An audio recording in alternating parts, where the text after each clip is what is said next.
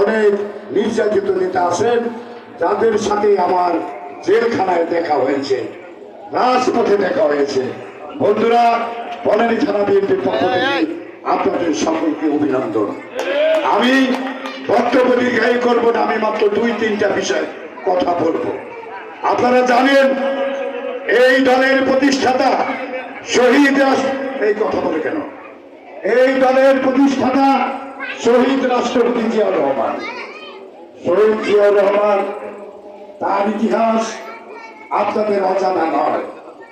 1971 সালে পশ্চিমা হানাদার বাহিনী যখন বাংলাদেশের নিরীহ মানুষের উপরে অত্যাচার শুরু করেছিল, গুলি বর্ষণ করেছিল, ঠিক সেদিন এই শহীদ জিয়াউর রহমান ওই চট্টগ্রামের কালুরঘাটের বেতাল কেন্দ্র থেকে বলেছিল, আমি জিয়াউর রহমান বলতেছি, আমি স্বাধীনতার ঘোষণা করলাম। সেই নেতা শহীদ রাষ্ট্রপতি জিয়াউর রহমান। শহীদ রাষ্ট্রপতি জিয়াউর রহমানের অবদান সম্পর্কে বলতে গেলে সারাদিনও শেষ হবে না, আমি সংক্ষেপে বলব। আপনারা জানেন সেদিন ওই কালুরঘাট বেতার কেন্দ্র থেকে শহীদ রাষ্ট্রপতি জিয়াউর রহমান স্বাধীনতার যুদ্ধ ঘোষণা করেছিলেন।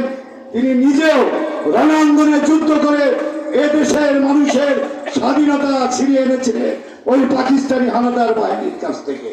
বন্ধুরা, তিনি ক্ষমতার লোভী ছিলেন না। যদি ক্ষমতায় লোভী থাকতেন ওই 1971 সালে তিনি বাংলাদেশের ক্ষমতা গ্রহণ করতে পারতেন। তিনি ক্ষমতার লোভী ছিলেন না।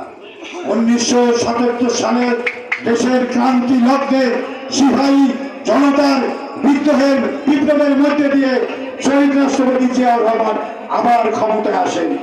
অল্প সময়ের ভিতরে তিনি সারা পৃথিবীতে একজন জনপ্রিয় নেতা হিসাবে পরিচিত হয়েছিলেন। তারই পদাঙ্ক অনুসরণ করে দেশনেত্রী বেগম খালেদা জিয়া হোসেন মোহাম্মদ এরশাদের ওই স্বৈরাচার বিরোধী আন্দোলন করে 1991 সালে এই ঢাকা তৎকালীন এই পাশে নির্বাচন করে উনি 77,000 ভোটে বিজয় হয়েছিলেন।